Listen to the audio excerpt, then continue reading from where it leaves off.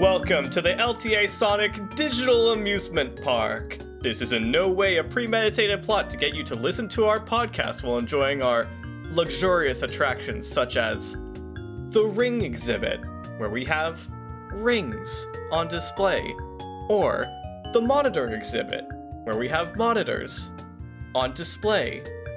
You can't do anything with anything because it's digital. Hi, I'm Crepe. I'm Mitt.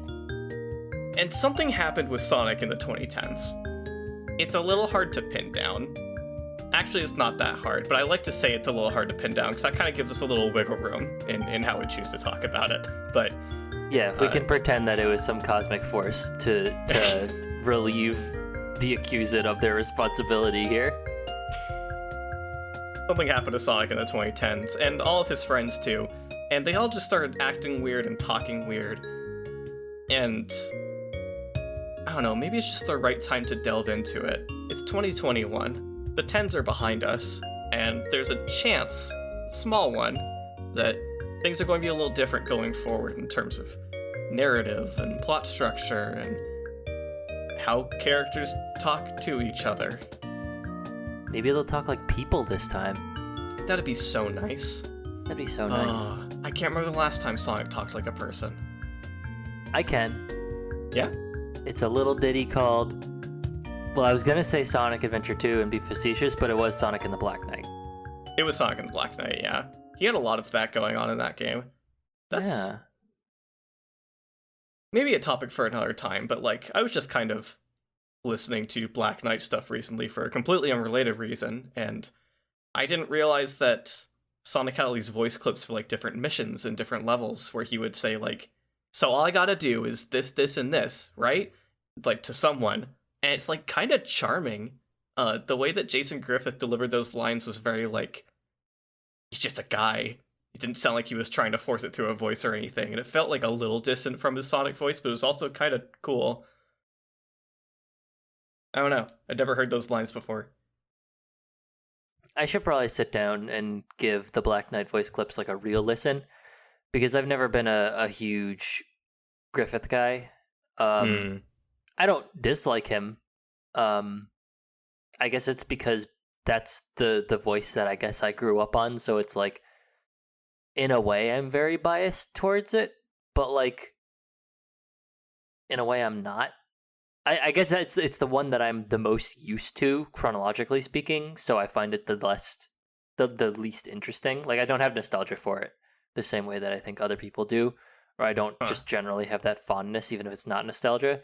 It's just like, I grew up watching Sonic X and the entire Jason Griffith era of Sonic, so like, I know how he sounds, and it's not that crazy to me hearing him speak. It's weird. I didn't really grow up with Sonic X, just because it wasn't played on channels I tend to frequent when I was a kid, and I still had TV, so I don't really have much reference for how he sounded in that. It's just that I know that, like, going back and watching some clips of the dub, he doesn't sound like he does in the games, pretty much, which I find interesting. He's given different voice direction. I've never been, like, a huge fan of how Griffith sounded in the games, either.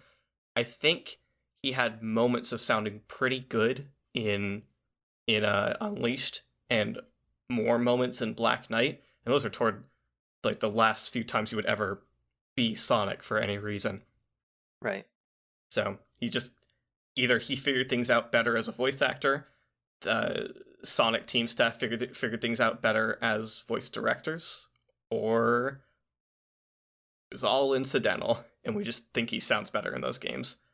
Who knows? Yeah, I mean, given the way history has repeated itself with Sonic and voice acting, I think in a way it's more like Jason and everyone else kind of learn how to voice direct themselves. And they were used to how Sega handles voice acting. So they were like, okay, well, I'm probably not going to be able to, or maybe like literally voice directed in the sense that they knew like, okay, odds are they're just going to take my first take. So maybe I should say like, hey, why don't I get a couple of takes and I'll let you know which one I think is the best sounding one. Yeah, who knows? I wonder if he was given that kind of freedom. Yeah, that's big speculation, but like, it's pretty likely or pretty reasonable. I'd be interested. I wonder if if Jason's ever given like interviews on what the processes were like, or if like anyone's ever asked him, really. Yeah, I feel like that's a big hole in how we understand Sega choosing voice actors, and how they handle voice acting in general. Because historically, we do at least know that they don't tend to use native English speakers for English voice direction, which has its own problems, potentially speaking. Yeah, I wonder if that's still the case. Like, I actually don't know. They Yeah, had English writers on board for a while. We talked about it earlier in the What the Heck's Going On with Sonic episode, but Ken Pontac and Warren Graff were dropped this year, yeah, or at least confirmed dropped as of this year. And they yeah, were the writers for mainline Sonic games for the entire last decade. So a lot could go with them. And luckily, it's not really a throwing the baby out with the bathwater situation. It's just draining the whole thing. You didn't want anything that was in there. There was no baby.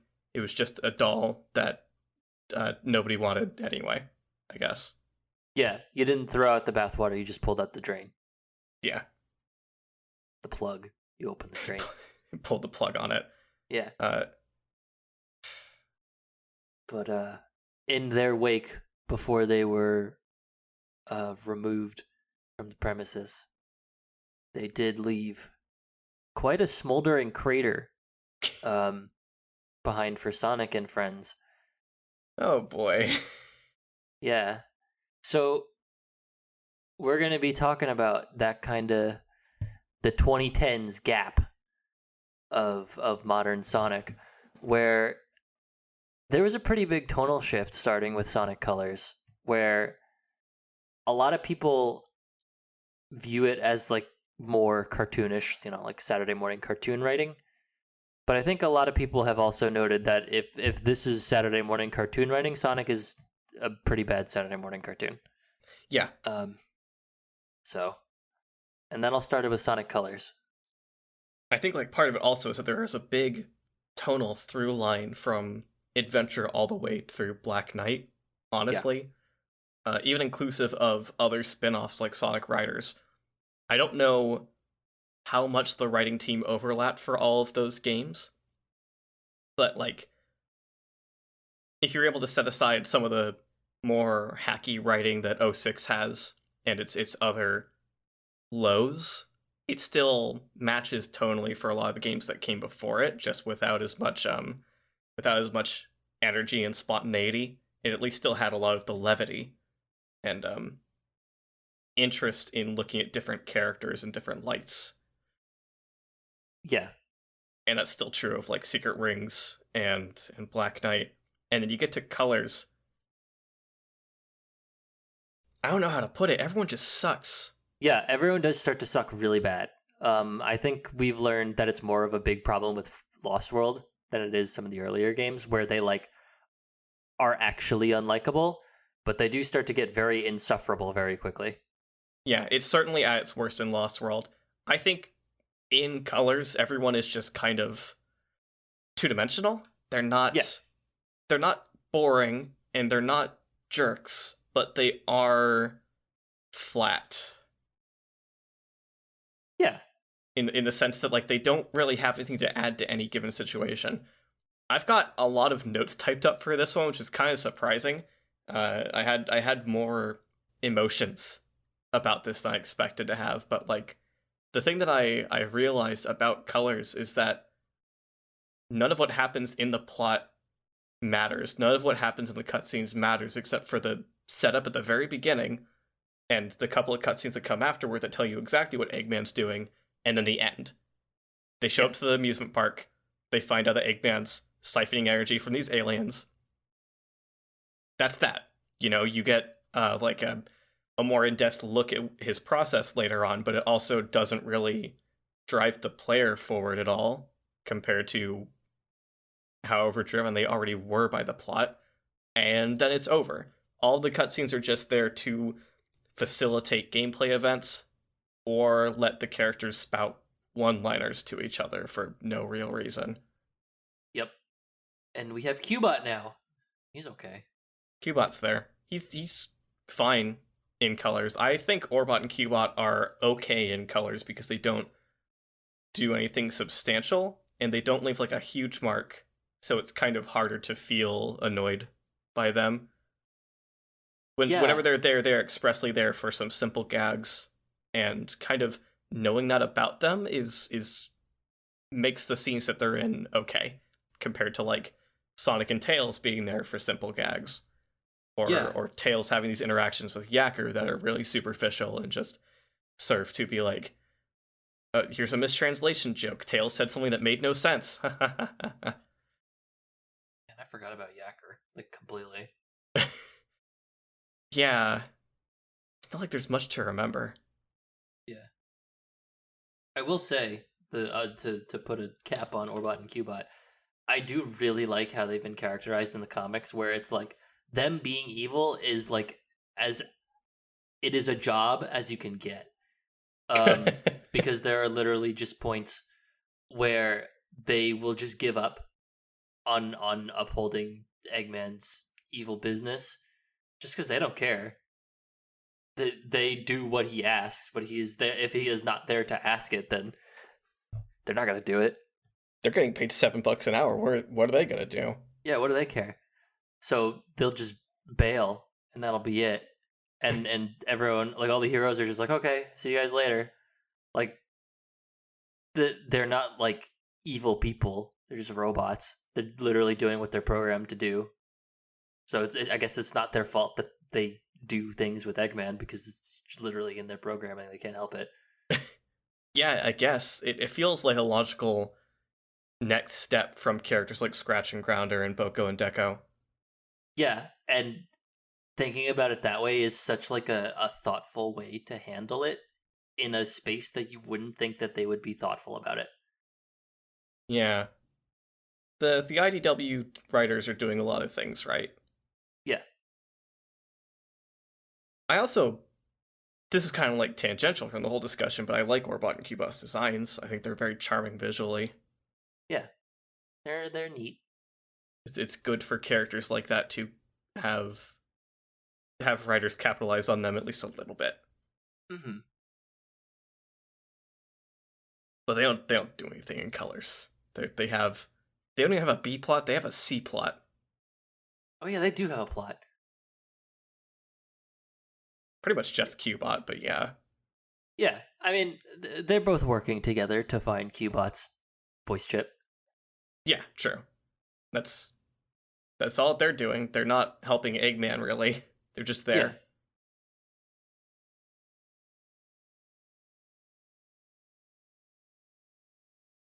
Part of the thing with colors to Lost World enforces also is the existence of the Wisps at all. Yes. And I like them in colors.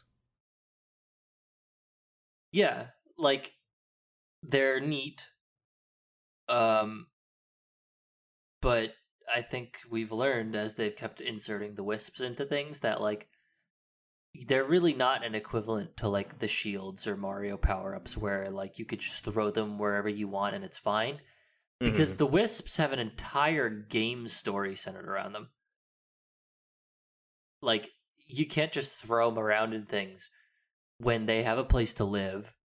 They have a purpose that is entirely story contextual. They have a gimmick.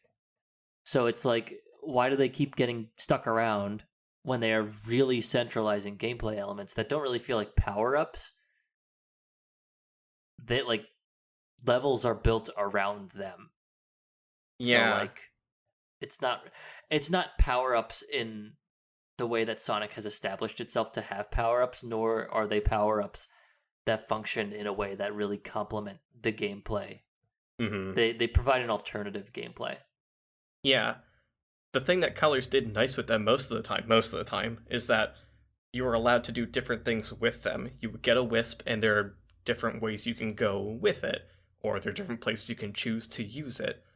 You end up having to use it, but you're given options, so the level feels really structured around them, compared to in Lost World, where you pick up a Wisp, and there's either only one thing to do with it, especially with stuff like the Asteroid Wisp that just kind of whisks you away and then you're done with it. Or you can just sidestep them entirely and you wonder why they're there to begin with. That's how I feel about like a lot of the Laser Wisp and Eagle Wisp uses. Yeah. Or you could have the Bomb Wisp, which I'm pretty sure is exclusive to power-ups that you get outside of levels. Like you bring it in with your item reserve. Right. And all you do is roll around and eventually explode, and it's not used for anything contextual or specific. It's not like a better alternative to Sonic's main gameplay. You just roll around, you explode, and that's it. It just exists. In the mobile game Sonic Runners, when it was available, I know they used the plot line of that game, or like plot scenes. I don't know if that game really has much of a plot line, but they used the scenes of that game to explain that the Wisps liked Sonic and Tails enough that they decided to leave as an entire colony to go to their world instead of staying on their own planet. Yep. And like on some level, I guess that's fine. It's just so weird. They can do that, but the fact that they have to justify it in a side game instead of the next major one where they're just kind of there arbitrarily with no reasoning. At no point in Sonic Lost World is there any explanation for why Wisps are there. Yep. And, well, it's even weirder for the Wisps to be there because it's not Sonic's world.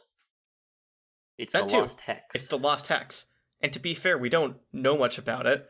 But also, to be unfair, we don't know anything about the Lost Hex, and that's a problem. Yeah, let's take all these ideas that we have and focus on, I guess, one thing at a time. Mm-hmm. Because we have a lot of ideas and we do have a lot to talk about. We have a lot of ground to cover. So I guess let's with Sonic Colors, they definitely took a step away from the way that Sonic stories and writing have established themselves in the past, which I think was kind of a build-up regardless of having Pontac and Graph, because the intent behind the tonal shift to making Sonic a lot more lighthearted and, I guess, Western-oriented. The writing is definitely very Western, because earlier Sonic stories are very, like, they definitely feel a lot more like anime. So yeah, you could definitely feel that they're not exactly written by Western writers. So I would say that it does start a little bit with Unleashed, but because it's still the original team writing it, it still has some of the charm that makes the original, or not the older games charming. Like, even if you don't like some of the more extravagant stories in Sonic, you can still tell that they try. They have a lot of care to try and do what they want to do. Even in Sonic 06, Sonic 06 tries very hard to take itself seriously. And whether the material sticks or not is kind of works per person. But the point is, they still tried. It's not that the material itself was kind of destined to be boring or fail or whatever. But with Unleashed, they still kind of had that kick to it. But they did err more on lighthearted in a way that earlier games didn't. But Sonic Colors focused on being extremely lighthearted and limiting the cast substantially to basically only Sonic, Tails, and Eggman. And the way that they handled those remaining characters is they're pretty much not even caricatures of their former selves, because I'm pretty sure we know that Pontac and Graph didn't really engage with any of the old Sonic stories and basically looked up cutscenes to get themselves up to speed. Like, they're not invested in the Sonic IP, as far as I can remember. So when it came time to write Sonic Colors, it really just feels like a generic cartoon. Like, Sonic feels like Sonic is the meme personification of himself. Sonic and Sonic Colors and that whole era in general is the kind of Sonic that would say, "You're too slow," purely in a mimetic sense, because people on the internet found it funny. So therefore, that Sonic has to find it funny because that's what that Sonic is. He's not like Yeah. a character. He is not a character. He is a reaction to the character. I don't want to like oversimplify the point too much, but I feel like if anyone needs like a further idea of what the distinction is, I think Sonic up to that point was a character who could find himself funny, like a character who could say something because he enjoyed saying it. He enjoyed being the person that he's putting on, that he's projecting outward.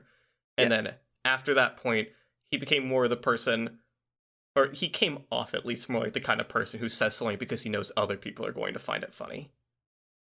Yeah, and I think that definitely affected his dynamic with Tails, because it feels like they're trying to make them have more of a dynamic. Like, look, they're best friends, so they kind of ramble and riff off each other, and Sonic will lead into Tails saying something, and Tails won't pick it up because that's funny.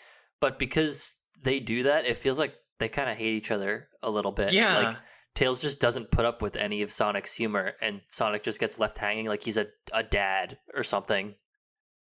Sonic's a dad now. He makes dad jokes, and Tails is Sonic's son. That's what their dynamic is. I have a huge problem with the way that the characters act, period, in this whole period. I'll use the same word twice for different meanings, because it's a culmination of the writing that the voice actors are given, the voice actors themselves and the voice direction, and the character animation. Yeah. Sonic games have always had some strange character animation. Look at like any of the particularly mocap Sonic Adventure 2 cutscenes that don't have like good camera use to kind of hide it. I think of like the scene where Sonic's in jail and he's pacing. A lot of his motions look kind of awkward, but they're at least like understandable. Mm. Or especially in 06, where everyone looks very strange because they're being mocapped and because they have odd proportions. But the reason those mocap scenes often look strange is because the people are acting with their bodies because they know they can't act with their faces when they're being mocapped. At least not at that time. That was before a lot of Western devs got way into funding mocap technology that would actually capture actors' faces, expressions, and like. Yeah. The point I'm getting at is that was a different kind of awkward visual for character action than what we started getting in the 2010s, where characters just gesticulated weirdly. No one had any like big motions except for a couple of times, but they would do a lot of like leaning with their body as they say a certain thing midway through the sentence. They'll put their hand out for no real reason. They'll point around.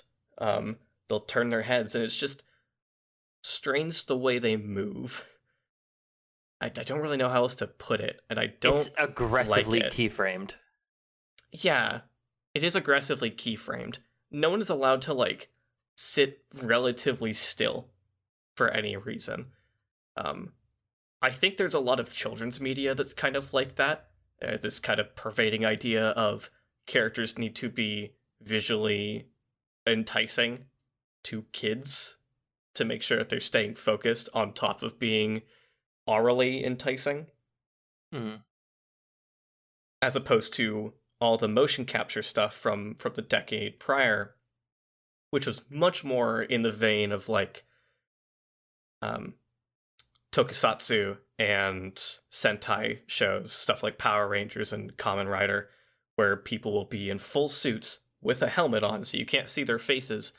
So the acting direction they're given is to gesticulate and pose in ways that express what the character is feeling, since they can't do it with their face. Mm-hmm. All that in mind, I don't like how anyone expresses themselves in Sonic colors because of the delivery on their voice lines, because of the way that they move, and because of the things they're saying. It all wraps up into one annoying package, and this is something that I feel about all of the games that came out in the last decade. Yeah. It's funny, because Sonic Adventure 2 is super mocapped. Yeah. It's like completely not subtle about it at all.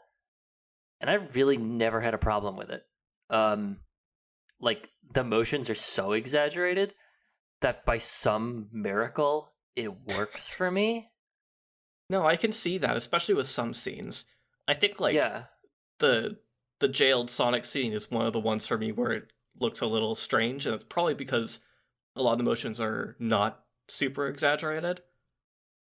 Or you See, can see like it just feels like a little too bouncy.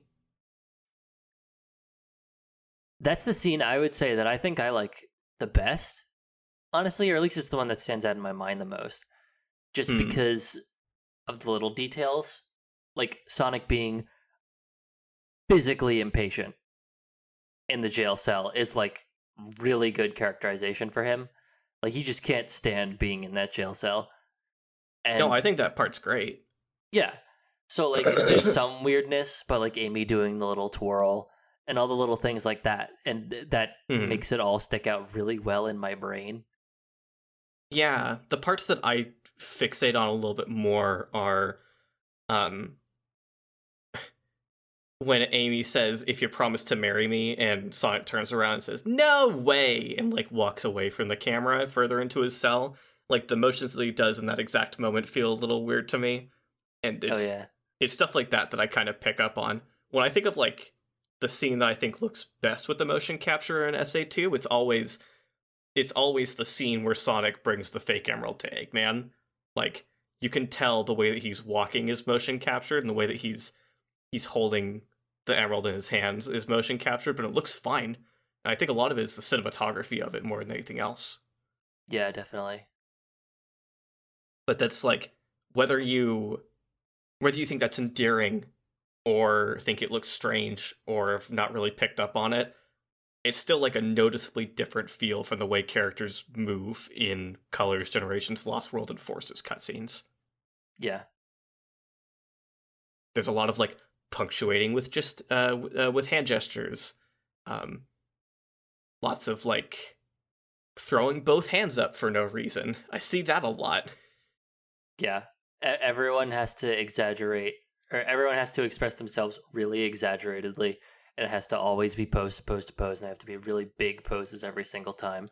And they're like, it's weird that you said no one's allowed to ever stand still, because I feel like because they're all keyframed so much, they do stand still like a lot, but they're standing still, you know, gesturing as big as humanly possible Yeah. because there's just no in between subtle movement. It all has to be really weird and very stilted. It's actually animated really stiltedly. How it gets pose to pose, and like it's nice to have these keyframes, but they're also not strong keyframes. Yeah. So none of it really just helps. It's And probably more accurate if I had said they're not allowed to like hold pose. they're not allowed to relax. Yeah. And the models being awful do not help. HD Sonic models have not been good for a while. They are terrible for this. Mm-hmm. And that's stinky. Yeah, that's like another factor in like all things wrapping up into a package that's not enjoyable. Yeah, for sure. I don't know if I really had anything else to say specifically about Color's place in all of this, because at the end of the day, it's kind of maybe not the least offensive. It's like the second least offensive of the four of them. Yeah, yeah, I agree. I mean, yeah, I guess by that virtue, like Generations is the least offensive because it has nothing going on. Yeah, it has nothing going on. It's verbatim what I wrote. Nobody has any character. It's really boring. Yeah, there's not any story. There's no opportunities for any character to happen, so nothing happens. Well, it's messed up because I think there are opportunities that they just don't seize. Yeah, that's true. Not even from a like they could have written the plot a different way. I just mean like every time you beat a level, you save a buddy and they just say something to you and then that's it. See ya. Like they Yeah. could have written a little more right there with each character. Sonic never says anything to anyone, and to some degree, you can read it as they didn't want modern Sonic to say anything because classic Sonic doesn't say anything to anyone. But sometimes characters have different exchanges between classic Sonic and modern Sonic with them. So why can't modern Sonic respond to them? Yeah, it's they weird. always have different exchanges. Do they all have different exchanges? I thought some of them were the same. They all have different exchanges. I've only ever Dang. interpreted it as they just didn't want to pay the voice actors more. I mean, given the industry, that wouldn't be surprising. Yep. But like nothing happens with the characters. Generations plot is really paper thin and is just an excuse for the gameplay to happen, and like that's fine. It just also means that like it almost feels like they shouldn't have bothered as much as they did. There's like a weird middle ground where Sonic Generations has so little going on, but it really clearly wants to have something going on, or at least make you feel like it has something going on. Yeah. Ugh. But it's fine, because Generations has all these fun trappings. The different locales that are familiar, having a relatively enjoyable hub world that you can also skip through most of just going from level to level in a menu. Yeah. So it never feels like bogged down by its lack of ambition in the plot and character writing. Yeah, I think that's a good way of putting it, is just that it doesn't ever get in the way of anything. Yeah. So like, yeah, there's nothing there, but at least the fact that there's nothing there never gets in the way of the game. So at this point in time in the community, everyone's a little bit sick of the new style of writing. Maybe not sick. Everyone's getting hungry. Everyone's getting hungry, yeah. Yeah, because after Colors, everyone was like, cool, this is a fun, lighthearted Sonic. I like this. I like that he makes funny jokes. Everything he says is pretty funny. It's like a cartoon. And after Generations, which had nothing, it was like, oh, well, you guys could have done something with it. But nobody's really turned on it yet. And that brings us to Sonic Lost World.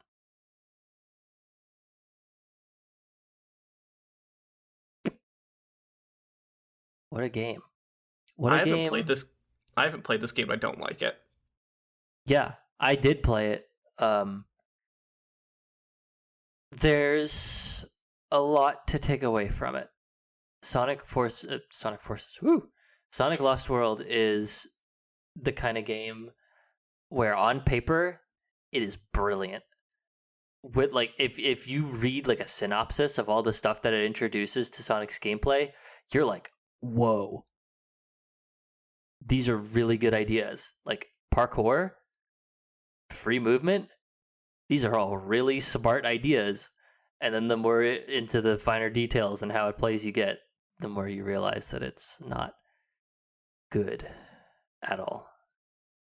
But at the very least, the gameplay of Sonic Lost World isn't really the point this week. So we could at least talk about the writing, which is bad. There's nothing to take away from it. It's bad. It's bad. My central takeaway, and Mitt can relate to this, we were just talking about it earlier, is that everyone is just a jerk to each other. Yeah, like, whoa. Like, all of a sudden, nobody is likable, especially not Sonic. Eggman sounds like he's the only voice of reason. Sounds like he's the only one who speaks anywhere near close to someone worth listening to. And nothing makes any sense. So, like, Tails is just always really passive and weird. Sonic feels weirdly aggressive with his quips this time. Like, there's a scene very early on where Tails is fixing the tornado because they crash land onto the Lost Hex. And Sonic walks up and he's like, hey, you finished yet? And then Tails goes on this whole diatribe. Well, not even a diatribe. It's just like a long thing. Like, this is really easy for me. I could do this in my sleep. And Sonic says, oh, well, I didn't ask for your life story. We're all good. Would have been cool. And then Tails says, "We're all good. Like he's friendly now." And then, Sonic responds appropriately, like everything's okay, ignoring the fact that what Sonic just said was kind of mean. Like that was weird. Why did Sonic just sound so aggressive when he said the thing that Tails was saying to his friend, the way friends talk to each other? And that's not even getting into the weird Tails and Sonic character dynamic stuff that happens later where they start to hate each other for some reason. Yeah, I want to get into that, but like on the subject of just Sonic alone, he's that way to everyone. It's so strange.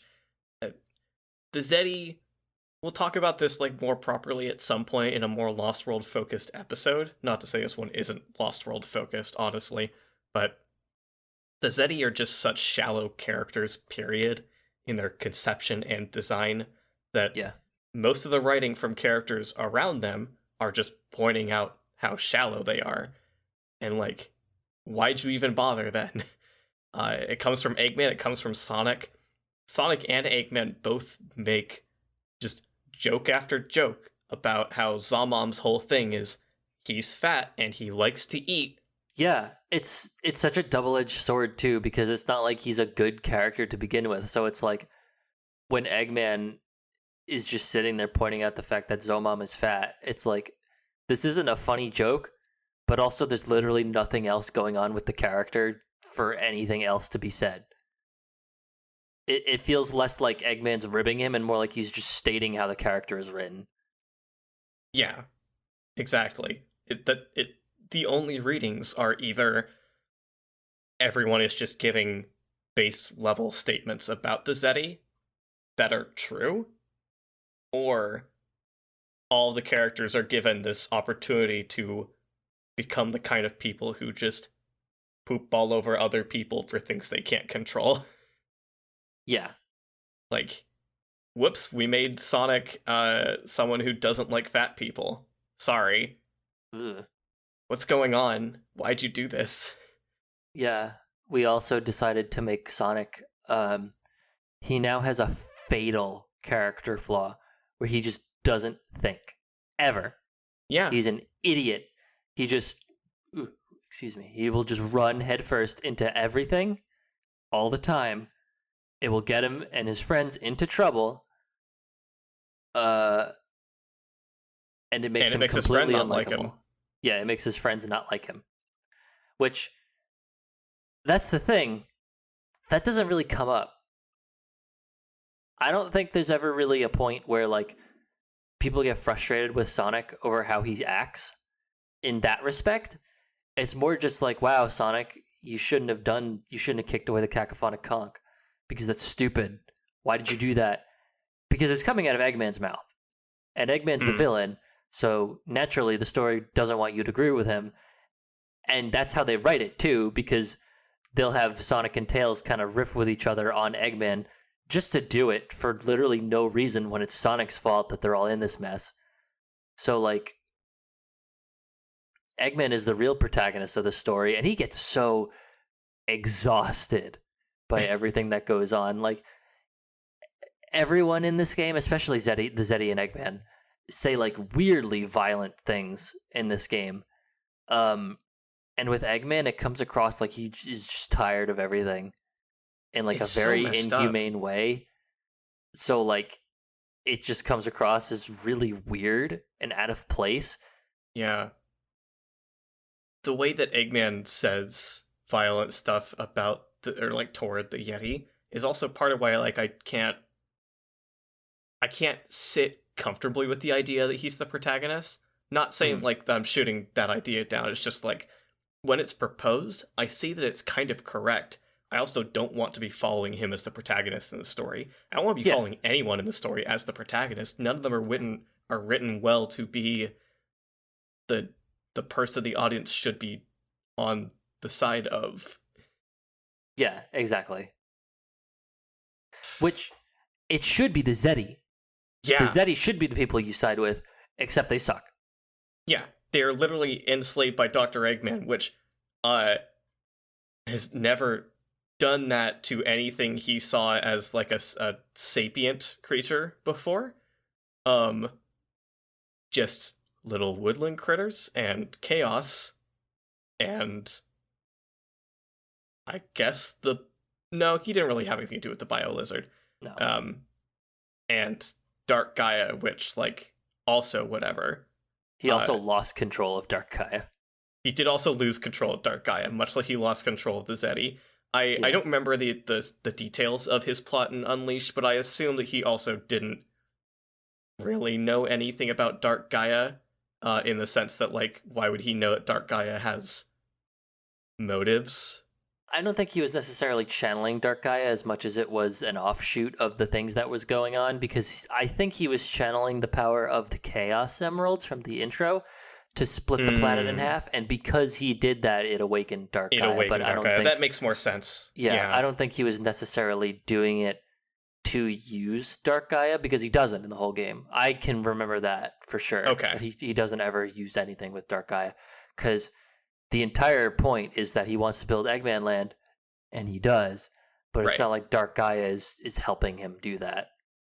That's true, and that makes a lot more sense. So, still, the point that I was making, that, like, anytime Dr. Eggman has, like, tried to take control of a creature for his own benefit, it's never been anyone who is, like, a living person, unless they chose to side with him, like with Infinite. So it's really strange. He's literally enslaving these 6, right? Yeah, these 6 people on a planet that he just found.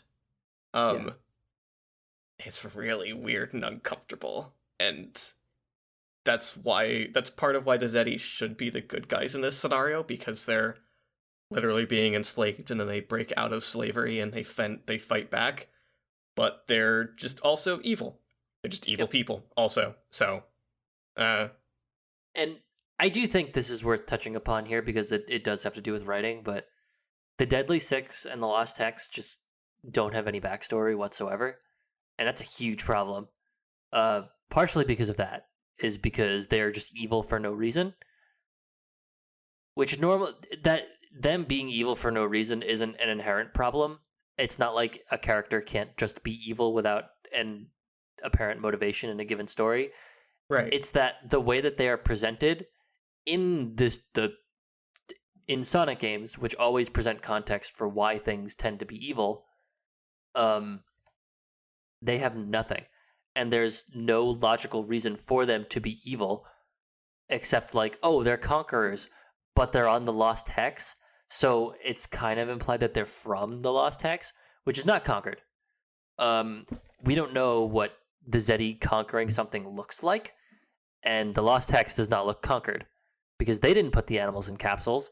The animals are in capsules because of Eggman, and everything that happens in the game is because of Eggman. There's Badniks there because of Eggman. Mm-hmm. So, like, we don't know what's native to the Lost Hex. Nothing makes any sense. They just go around being evil because they're typecast to be evil, and they're conquerors, but we don't know what they conquer because there's nothing to conquer, and the Lost Hex just exists to be nothing. It has no weight or presence or anything. It's completely disconnected from the rest of Sonic's world, which you can do that and make it interesting, but they didn't, because they didn't want to tell the story of something disconnected from Sonic's world. They wanted to tell a story and not consider how it relates to anything. Yeah. And we come to another thing of nothing of substance happens in Lost World. A lot of character drama happens, a lot of forced, uninteresting, and often irritating character drama happens. Both between Sonic and Tails, between Tails and Eggman, between Sonic and Eggman, between all 3 of them and the Zeti. And then Sonic beats all 6 of the Zeti up, and then Eggman's the final boss and the game's over. Yeah, and the Zeti, when you fight them, they just disappear like Mario enemies. God, yeah. Oh, you know another thing? Knuckles and Amy are in Lost World. They are, you're right. They don't do anything. They don't, you're right. They're not on the Lost Hex. We just see them sometimes through Tails' little device that he started having since Colors, which is another connecting thread. And for more forced character drama toward the end, Sonic loses connection with them, and it like means nothing. Yep. Sonic's world in every appearance in Lost World looks completely uninhabited. Literally, It looks like the only two people who live there are Knuckles and Amy, because there's just nothing every time you see it. And from a technical perspective, that's just because you only see Sonic's world like 2 times. So it's like whatever. We don't have the resources to do it. But the result of that is it feels uninhabited. There's no one there. It just doesn't feel like Lost World has any consideration for what's in it and what is in it means for anything outside of it. Yeah. Lost World hopes that you don't care about any of the ideas that it presents. You know what it does? It wants to just do things with the characters, and it doesn't want you to question them. And if you do question them, it gets mad at you. It's completely unlike Generations and Colors, which don't attempt that. And if they do, they don't care. And it doesn't matter either. Like in Generations, you don't care about white space because it's nothing. It's explained in the most bare bones way possible, and it completely accomplishes everything it needs to do. And you don't really care about the logistics of it because the logistics don't matter, and they never do matter. So with Lost World, it introduces so many things that completely are not elaborated upon in a way that makes things make no sense and is just awful to experience. Everything about it is bad. I think even worse than just having the Wisps around for every game after Colors is the fact that the next game that had them was Lost World. Yeah. They don't explain anything for why there are Wisps on the Lost Hex.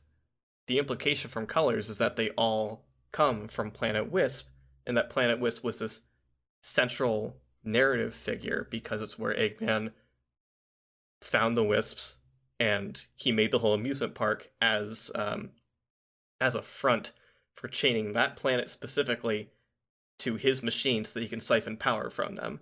Like, yeah. Sure, he is using machinery on Asteroid Coaster specifically to do this.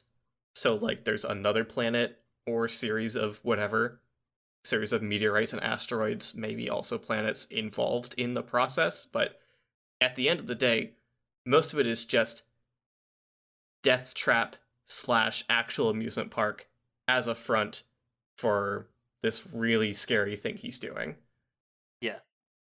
So the fact that the Wisps show up again after that, not just having followed Sonic, but apparently existing naturally in another location, feels really strange.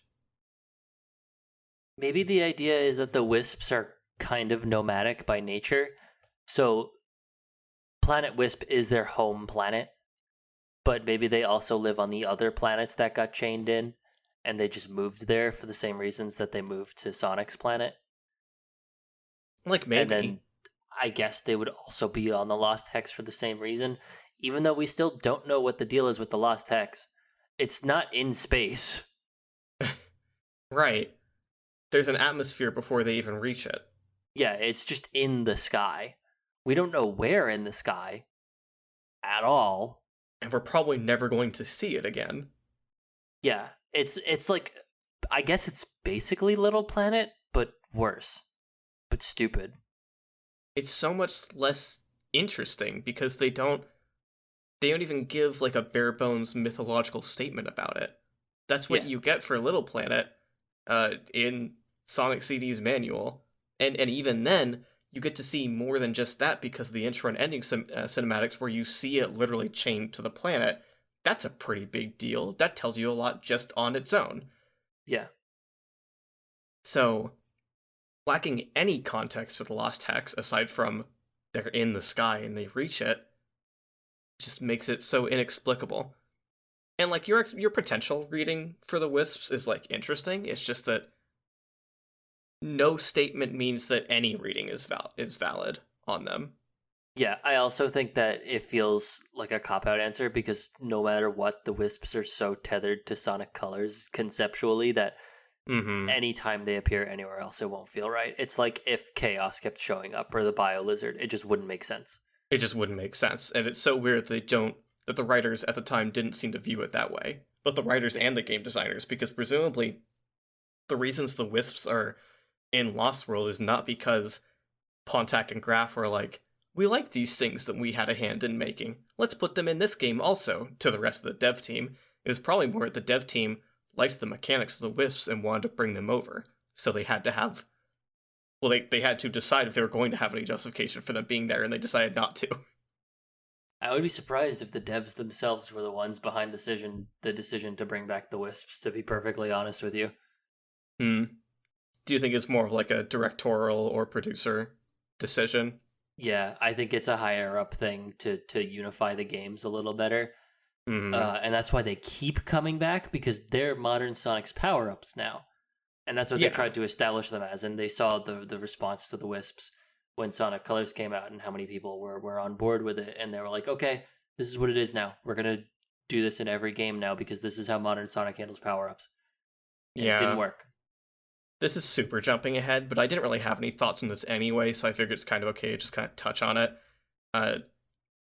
Pontac and Graf's last work for Sonic was Team Sonic Racing, and that game has some of the writing issues of the last decade, but like not as much. It just doesn't really matter. That game's writing, it doesn't really matter. It's like it's okay. Yeah. Everyone is like a little too not rude, but like snippy with each other on the track. Everyone feels very overly familiar with each other in the way that randoms on Twitter will be in the replies to art. Oh my god, that's such an apt comparison. It's very really much weird. like they're all trying to be like Twitter funny men to each other. Yeah, it's so weird to say that they're being over familiar with each other because they all know each other. They're all friends. Yeah. So, like... They're supposed to be. Yeah. But, like... God. Man, that doesn't make any sense. But it's entirely right. And Team Sonic Racing really cements the idea that the Wisps are just like a unifying thematic element, in an object that the Sonic games just have all the time now, because we went from Eggman is trapping them and siphoning their power. They are temporarily lending abilities to Sonic in order to save their entire kind. Okay, cool. To, in Lost World, they're just here. Huh? To Forces, where now they're being put in weapons for people who are fighting the war against Eggman, which is a thing that's happening now, to use. They're guns. They're firing Wisp guns. And then from that to Team Sonic Racing, where they're being used as items against other racers in a kart race. Yep. What happened? You know, one thing I did just think of that I think stands as an overarching problem with Sonic stories in general, this isn't even a new thing, they don't utilize the greater Sonic universe that's been established at all. Like, it's not even they don't do it well enough. They don't do it at all. Because I don't know why you would think to use the Wisps for weapons, period. Because, like, there's so much weird story baggage for them being there to begin with. But also, like, where's the Master Emerald in all of Sonic Forces? And I don't mean that as in a why is Knuckles here kind of way. I mean like it's the Master Emerald and Eggman took over the world. Where is it? I also mean that in a why is Knuckles here way, though. Well, I mean, when it's in a why is Knuckles here way, that's very broad, because that applies to so many different games, but I think specifically within the context of Sonic Forces. Within the yeah. It's important to know where it is, or the Chaos Emerald. What is happening? Where are all these big, important MacGuffins that, like, yes, they are used in every single plot as the MacGuffins to give Eggman, like, the energy he needs. There's a reason why they do that. It's because they're good. They're It's good because they plot MacGuffins. exist. Yeah, they exist. You introduce Using them, again they exist. reestablishes their place in the world. Yeah. Yeah, exactly. And you're right. Just that I feel like breaching that subject just breaches the whole thing of why is Forces the way it is, period, with the way it is in regards to characters who are here and what they're doing, character motivations, especially on the villain side, and why they're using what they have. Now, it makes some amount of sense for the Chaos Emeralds to have lessened importance in a game where they're trying to focus on this other new thing. It's not the same, but it's a little bit like the Time Stones. It's a little bit like the Soul Emeralds, even though the Chaos Emeralds mattered in Rush also. Like, it makes some sense, but they're also just not here, period. No one references them. They're not important. They're not even a side collectible, like in Colors, how they kind of are. Like, they kind of exist in Colors. It's not even that. Like, they're nothing. The only game the Emeralds have mattered in the last decade is Generations, and that it was an anniversary game. Yeah. Like, So, I guess you could make that argument with Sonic Colors too, but with Sonic Colors, because the whole game centers around the Wisps and Eggman using them to power his machines, you could make the assumption that that is like how it was before, where he kept jumping from power source to power source to see something that would work. And like, it makes sense for him to be sick of the Chaos Emeralds, but it still turns Sonic super. Yeah. And I think Unleashed handled that best as a means of giving Eggman a new power to play around with, while also using the Chaos Emeralds as an important plot MacGuffin. That and they're neutralized at the same time. There's a reason why they can't just be used as a catch-all for everything, because you have to fix them. And people don't talk about it enough, but Unleashed has a fairly competent story structure. Yeah. A lot of the minutiae of it is kind of because it's bogged down with the necessity to go from area to area and justify that all the time. But a lot of the overarching elements of it are well put together. They explain themselves pretty well. And that just kind of got lost with the change in writing team. Yeah, definitely. I do want to talk about why is Knuckles here, though. It's a big shift in conversation, but like, there's something interesting going on with Forces and its choice to be a game about war. But my god, did they approach it in just the weirdest way possible. Did everyone forget Amy's 12 years old? Oh, they forgot everyone is their age. True, but like, Japanese media loves to have stories about teenagers going through tons of strife and becoming much more mature than they were at the start. That's not quite the same thing here, because no one grows in Sonic Forces, and no one is like given a starting point to begin with. They're just in the role that they're in.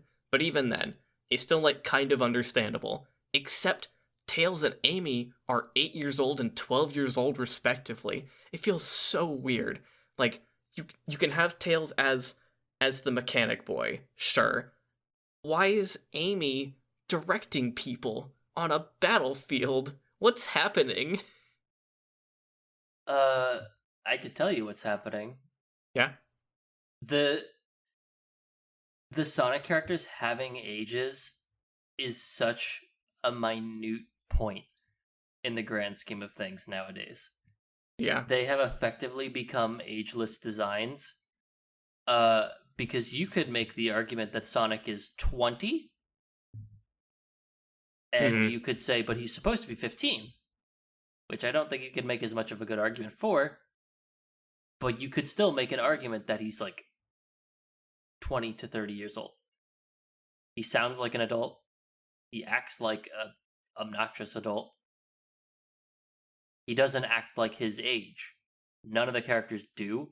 So I feel like it's not so much a thing about Force's story in particular, at least. Like, yes, it especially affects Forces because Forces is a very high concept plot that does nothing with it.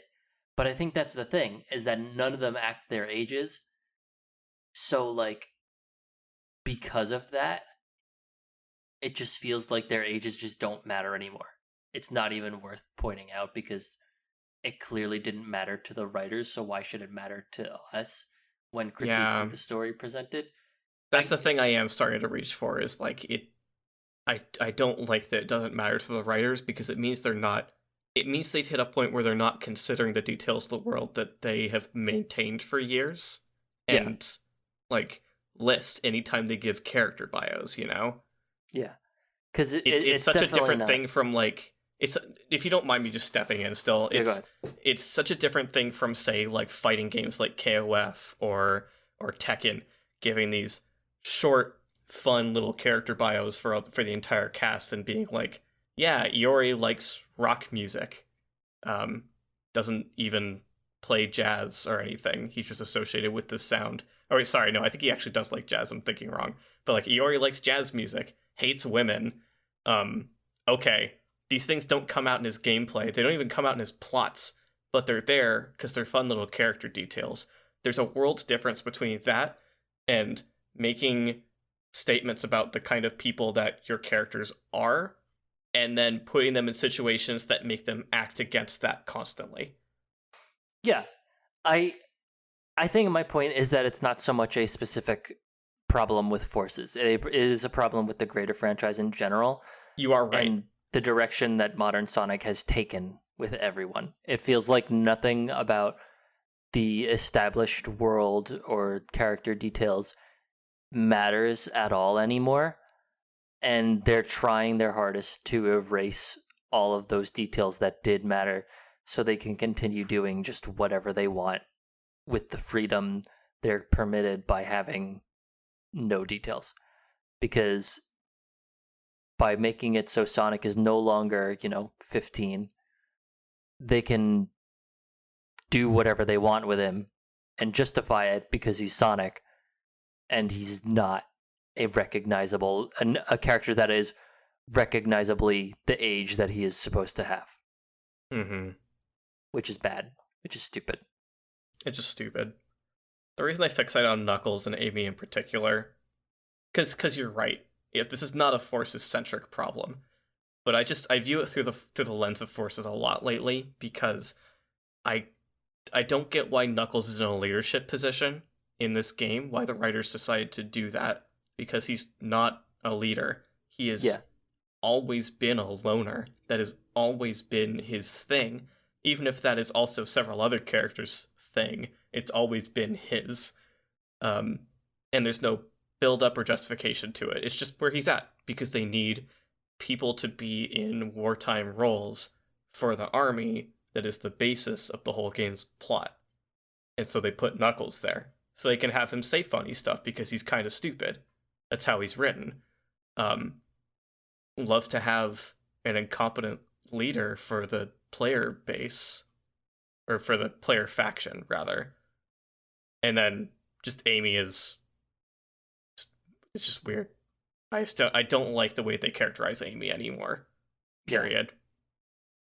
It feels like they thought, oh, well, we have to put the important characters in the important leadership roles because they're the important characters, and they didn't really think any harder than that. It's why it was nice opening up the first few IDW issues and seeing the writers of those comics just undo all of that, like, as quickly as they could.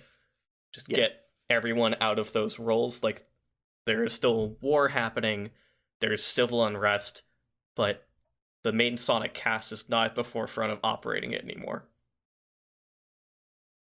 Which is good. It's just not the kind of characters that they are. It gives more room for Knuckles to take care of himself and deal with his own responsibilities. It gives Sonic the room to go off and pursue whatever excites him at any moment. It gives Amy the room to, I don't know, I guess just fawn over Sonic some more. To be a kid. To be a kid. She's still not being written that much like a kid in the IEW comics, but whatever. Yeah, man, every time that something like this comes up, it just makes me wish that Amy was literally just Sonic's little sister, because that basically twist their arm and force them to have to characterize her the way that she's supposed to be characterized. And it would make the character dynamic less gross. Yeah, less gross and less annoying. I don't know if I've mentioned this on the show yet. I don't think I have. It's just something that I've talked about with people before. I think, like, I've come to terms with the fact that what they really should have done from the beginning with the depiction of Sonic and Tails, or Sonic and Amy, with Amy's pining for him, is like, Sonic's 15, Amy was 8. She was before Sonic Adventure, anyway. It's like, oh, this little girl thinks I'm cool. I'm just gonna push her away. Yeah. Like, any teen would. Nobody who's aged 13 to 16 would see an 8-year-old coming over them saying, I love you. Do you want to date me? And not be like, no, you're 8. And, like, I think that's part of what they were going for, but it never fully felt like it. And eventually, they fell into the trap of trying to actually push those characters together because fans liked it, because children didn't have any concept of nuance, and they also didn't write it well to that point, so. Yep. Yeah, Amy should just be Sonic's little sister. That also would make Team Rose feel a little more proper, because it keeps Amy in a role similar enough to Cream. Yeah. Well, and Big, because even though, like, we don't have a lot of depth to Big and Froggy's relationship, they are friends. They are good friends, presumably. So you get, like, this friendly, familial relationship dynamic between all three of Team Rose and the people they're looking for. Yeah, it keeps Big in, like, a guardian role that also makes him feel, I guess, more like Totoro. Which is, like, the point. We talked about Big a lot already, but framing him as a guardian made me realize he would be so much more enjoyable as a character if he was positioned as the adult of the group. Yeah, like, instead of always going after Froggy, it would probably be better if he cared so much about everyone who he looks after, and Froggy is just, like, his pet. So it tends to always falling upon Froggy, because Froggy is the one who he is around 24/7. Yeah. Like, imagine if a lot more of Team Rose's cutscenes in Sonic Heroes were Big keeping the two of them out of immediate trouble. Yeah. That would be charming, especially if he stayed relatively quiet or, like, straight-mannered with all of it. There's so much untapped potential, always, with all of the Sonic cast, and it feels at its worst in this last decade of games. Yeah, I'm really hoping that the next, I guess, generation of Sonic games, now that everything's getting all shifted around, I really hope it all comes together with better writing, more thoughtful writing. I really hope they just give the IDW's guys stuff to do, and also the freedom to do it. Mm-hmm. Because they're smart. They know how these characters work. They're good at it. They need to be able to do it.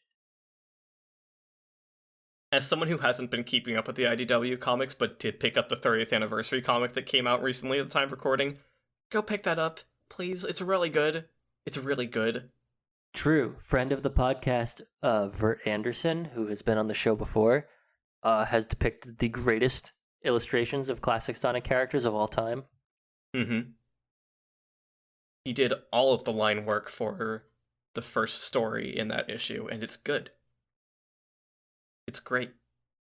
True. And the writing, all done by Ian Flynn, is good. It's great. Just quick tangent. Ian has historically been really good at this thing that I love, which is taking two characters who had no dynamic before and giving them one, and it's good. Yeah. He just does this constantly. So go out and buy the 30th anniversary comic. Yeah, if you like that thing that Crepe just described, you will like 30th anniversary comic. and kind of a closing note for Forces specifically, I like that Forces tries to introduce a new character in a much better and more interesting and enjoyable way than any of the games prior to it in this decade, in Infinite. But they do nothing with him. Yep. They do something with him. Ooh, okay. I have to unpack the delivery of thought that I just had to receive. Uh-huh. He parallels the way Shadow is depicted now really, really well. In that they kind of have to outbrood each other.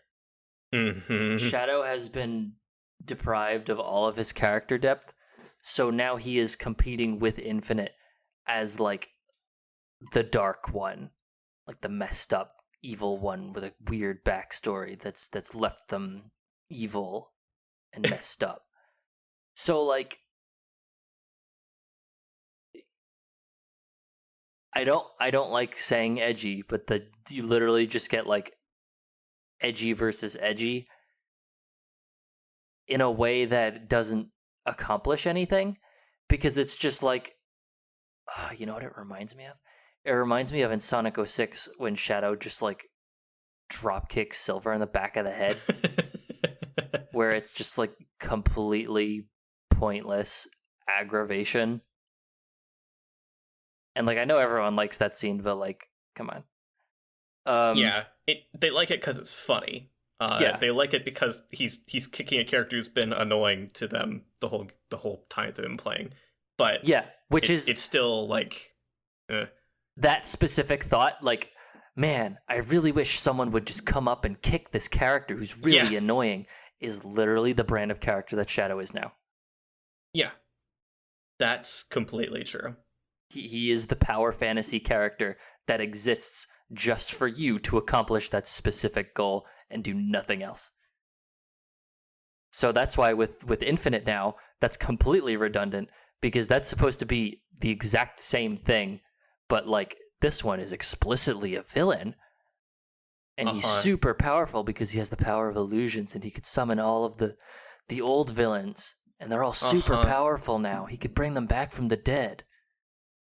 Oh, but he brings Shadow back, but Shadow can't be outdone, so he goes and takes care of it himself before Sonic even does anything with it, showing that Shadow is still the coolest and most important character. The reason I say they don't do anything with Infinite is because they don't do anything that matters, again. Because you're right, they do something with him. It's just that, once again, it doesn't have any impact on anything. He's there for the events of that game. Does he send Sonic and the buddy to null space, or does Eggman do that? He does it, I'm pretty sure. Okay, so he does that. He's there to directly antagonize your Avatar character a bunch. And that's all that he does, because you fight him one last time, and it's just a copy of the Metal Sonic fight you already did. Yeah. And then he's gone. He just goes away for the rest of the story. You don't even get a resolution with him. And either because Sonic Team still has plans for him, or because they don't know what they want to do with him yet and don't want anyone doing anything with him before they decide what they're doing, the IDW Comics team has not been allowed to use him at all. So he's just gone. There's just nothing. Infinite has done nothing of substance for the franchise. Yep.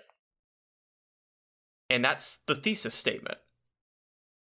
None of these games, narratively, thematically, have made anything that matters, really. Like, the most credit you can give them is the Wisps, because they were neat in colors, and they should have stayed there, and they're putting them in everything else, so you have to kind of acknowledge that they're here and a part of Sonic's brand identity, just because they're here. Yeah, but and they're not characters. Yeah, I feel like that's a good way of putting it, and that's a big problem with all of the new things that Sonic has introduced, is that they're addressing a problem, which is, oh, well, we don't want the villain to just be Eggman every time. And we want there to still be new characters. You shouldn't just use, Sonic and Tails and no one else every single time. But they're addressing that by making characters that have zero depth exist purely for the given story and nothing else. But then they keep bringing them back. In the case of Zavok, they just keep bringing that guy back, and they don't explain anything about him still, so they try and make him more and more important to the greater Sonic universe without ever giving him anything of actual substance to back it up. He's just there now. And they keep pitting him with Eggman, and he should hate him. Yes. There's no justification for why Zavok would be cool with working with Eggman ever again, but he keeps doing it. In Forces, it wasn't actually him, so whatever. But in Team Sonic Racing, it sure is. Yeah. You know more than I do about how Zavok is in the comics right now. Is he working with Eggman, or is he his own actor? He is not. So, okay. The interesting thing about the IDW comics is that recently I caught up on all of them as of recording. And I read through Bad Guys, and that is a side series between, I believe, after the Metal Virus saga. And it sets up for the next saga, which is going on now. And what that is a bunch of villain characters established in the comics who have worked with Eggman in the past and have been betrayed by him or slighted by him in some way. So they work together with Dr. Starline, who is Eggman's self-proclaimed assistant, who has also been disgraced by Eggman, to prove Starline's worth to Eggman. And in return, Starline will give all these other villains what they want. And in that story, Zavok is given the role as the leader of the group. Not like the brains, that's still Dr. Starline, but Zavok himself is the leader. Like, he leads them into battle. And his character interactions and the dynamic with him and everyone else is so interesting because he is a really good leader.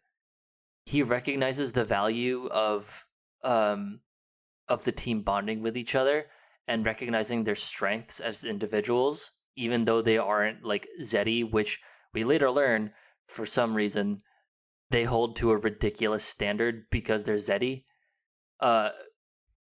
Quasi-spoilers, I guess. You learn it if you're still reading the main comic. It's not even a thing to learn. It's just that, like, as soon as Bad Guys end and we return to the main plot, all of his character development goes away. The other Deadly Six members show up, and Zavok is just a completely one-note villain with zero anything that's interesting. They're a bad influence on him. Yeah. So it's so interesting seeing him build a dynamic with these other characters who work with him, and some of them even betray him, and it just does nothing now. There's just nothing to get out of it. You had so much, like, just concentrated in that one little side story that now isn't in the main story again. And I don't want to, like, knock the comic writers for that, because it's just the way the character is. It just exists to not have a character. And that's what sucks, is that as long as there is no backstory for him or motive, he'll never be interesting, which is a weird line to draw, because that's not necessarily true if you really want to get down to brass tacks. But just because of the way he acts and the world that he is in, it'll never work. It can't work. I feel like the comics writers team, ever since they were the main team for the LTASonic comics, have never felt particularly restrained by the material they were working with from the games. It always felt like they had so much they could do. Like, every character they had was just more possibilities, more stories they could write. Yeah. And I feel like they're being actively restrained, or not restrained, actively restricted by the Zeddy. Because, like, you could do literally anything with them, and that makes them boring. You know? Yeah. If the team is given enough free reign with the characters that they're given, which they're probably not given that much free reign, but maybe with the Zeti, who knows? They really could do a lot of different things to give them some actual place and presence in Sonic's world. And that almost means that whatever they do with them could be really flat, because, like, where does it come from? The Zeti don't have any established character that, like, gives them a good leaning in one direction or another. They're just evil jokers who don't have anything interesting going on besides superficial traits that include such exciting life aspects as enjoying personal stylization and being grumpy because you're old and enjoying eating at the behest of anything else. There's nothing that makes for anything interesting narratively. So whatever direction they're given at that point feels arbitrary. Yep. It's so frustrating with them because it's like I almost don't even want to see them get character development. Yeah. Because what's there as a baseline now, I almost can't fathom as being saved or fixed. I don't feel like what they have deserves any elaboration. Yeah. I'd rather them just never reappear than for them to be established as like a recurring thing. Except for Zavok.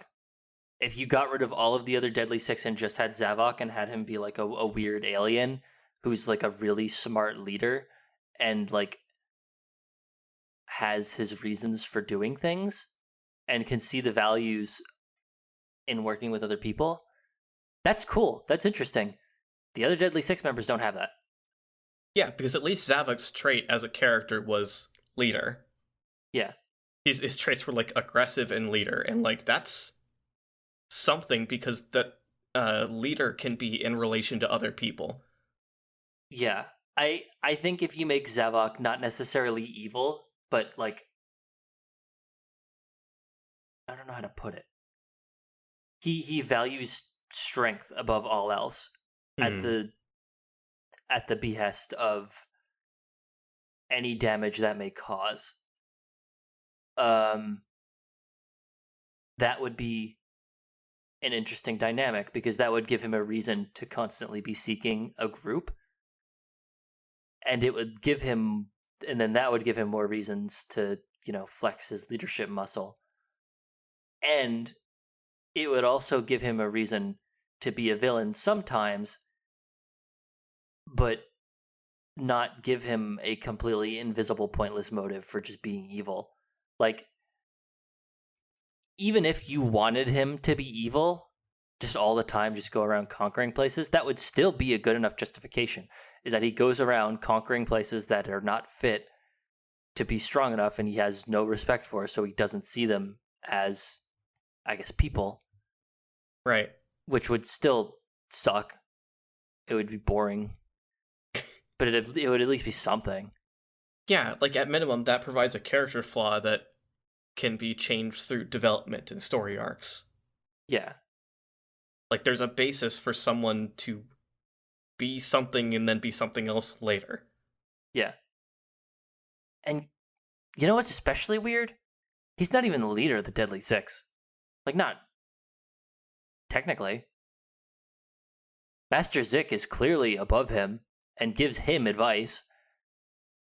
And he values everything that Master Zik says. That's true. It's weird because there's a little bit of the narrative positioning him as a leader figure, just in that he's the penultimate boss of the game. He's the last boss of the Zeti. And whenever the Zeti do anything as a group, he is at the forefront. Yeah. Those two things alone go a long way for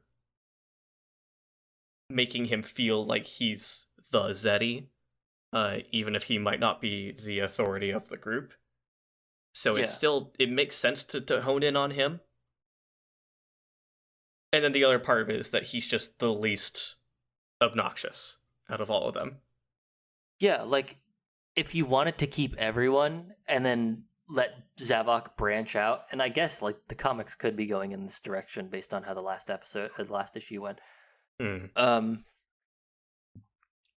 If you wanted to make it so Zavok branched out and did his own things because Master Zik just never let up and was just constantly obnoxious and evil about everything, and it got to the point where Zavok as the leader started to question his ways, so it was just Zavok doing whatever he does to build a new team versus the rest of the Deadly Six under the leadership of Master Zik.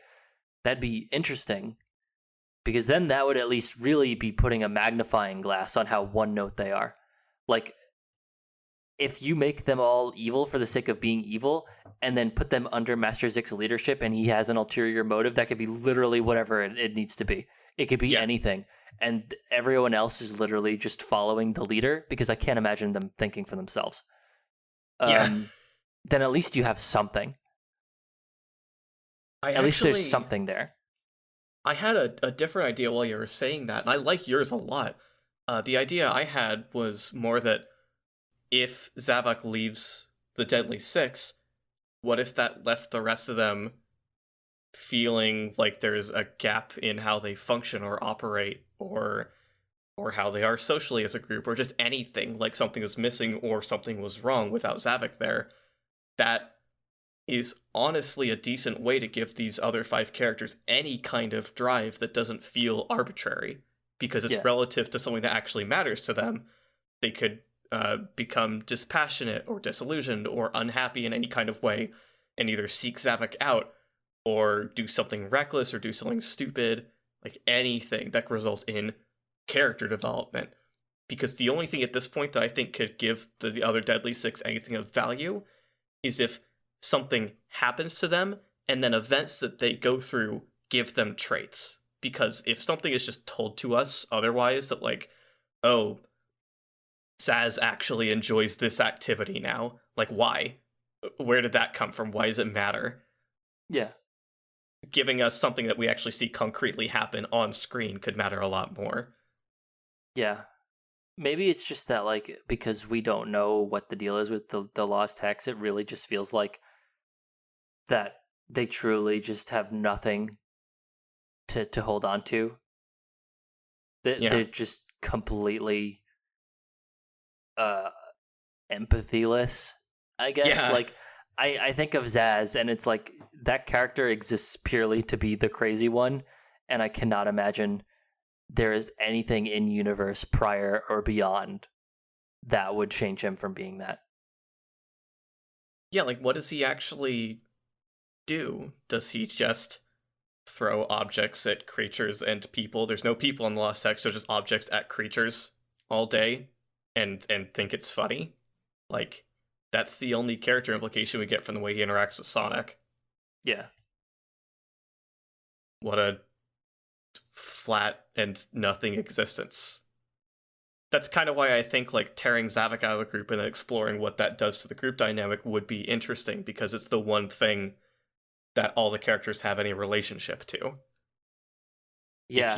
If you remove like if you think of them as like legs on a table and you take one away, that affects all the rest of them inherently, and then you can start exploring how that affects them, and that creates a basis for anything else with them.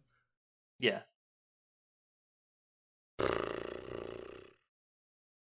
That's kind of our send-off to the writing of this whole generation of Sonic. Yeah, it needed work. It never got work. Maybe it'll get work now. Hopefully. I'd love to end this on a hopeful note. I'm always excited for what they're going to do next. I hate the whole concept of the Sonic cycle, but one thing that I do think is real with a lot of Sonic games in the last like decade and a half has been like being excited that they're making something new and then seeing a little bit more of it and thinking this actually doesn't look that great. I'd hope that we don't get that this time. I hope that we don't get it every time. Yeah, especially after what we got from the 2010s. Yeah, I think it's nice to get new things. I think, to speak a little bit on a downer, I was hopeful that this would be like a full and fresh start on everything to really, turn the next page for the franchise. And then as we went on, it kind of stopped being that as much. But who knows? Maybe things could change.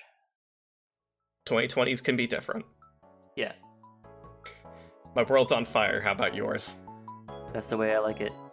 And I never get bored. I'm Crepe. You can find me on Twitter at CrappyBlue. I'm Mitt. You can find me on Twitter at Mitsumi Mario. You can check out the Twitter account. You can check it out. Whatever. You can follow the Twitter account for the show at LTASonic. And you can back us on Patreon if you so choose at patreon.com/LTASonic. And you could even look at the entire list of episodes and all the platforms that they're on at ltasonic.card.co. That's CARRD.co. And we'll see you in the next zone with a new set of writers and a new voice cast and a whole different look on everything. Everything. Everything.